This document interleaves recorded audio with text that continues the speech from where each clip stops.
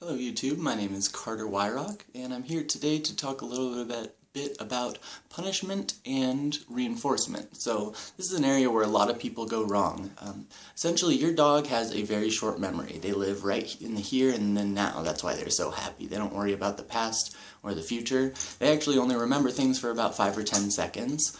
So one thing that I see a lot in training is people giving punishment or giving reinforcement at the wrong time and escalating certain behaviors to being something the dog really likes to do because they've gotten reinforcement. Or you've punished a dog for things that you want them to do, like coming to you. A lot of times I see it where someone will call their dog to them after it's gotten out and gotten away, and by the time the dog actually comes back to them, they're so frustrated by the dog ignoring them that they punish that dog right when it gets back to the door, right back to the house.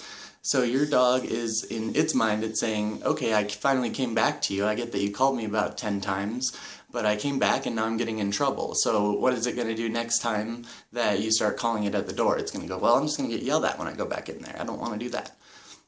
The other thing I see a lot is reinforcement. So say right when you get home from work, your dog is really excited to see you. You're pretty excited to see it because you're off work. You're going to give a lot of reinforcement to a dog that's in a really escalated, heightened state of excitement. So it's going to jump on you, it's going to get petting, you're going to be saying, hey bud, I'm glad to see you, and they're going to take that all as positive reinforcement. So anything that you say, anything that you do, like touching them or giving them a treat, anything positive like that's going to add to their likelihood of repeating whatever they're doing at that very instant that you gave it to them. So that's why this clicker is so helpful. We can click it and it tells the dog at that exact second exactly what they did to earn a treat.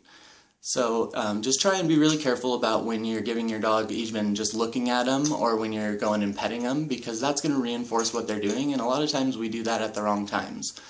Say for instance, if your dog goes to the bathroom inside, you don't want to go over and pick him up because that's something that dogs usually like, especially little ones. Being picked up is a lot of physical affection, there's some, just holding good energy there.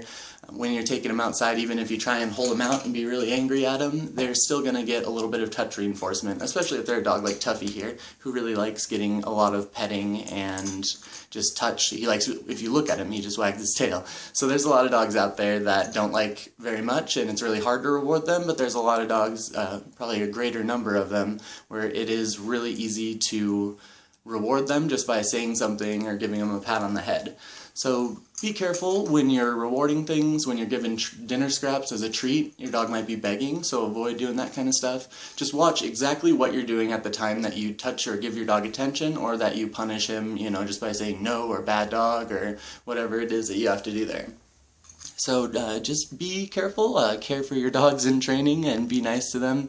Bear in mind that they have that 5 or 10 second memory, and I think that you'll be doing a lot better in training if you follow those rules. Thanks again, this is Carter signing out.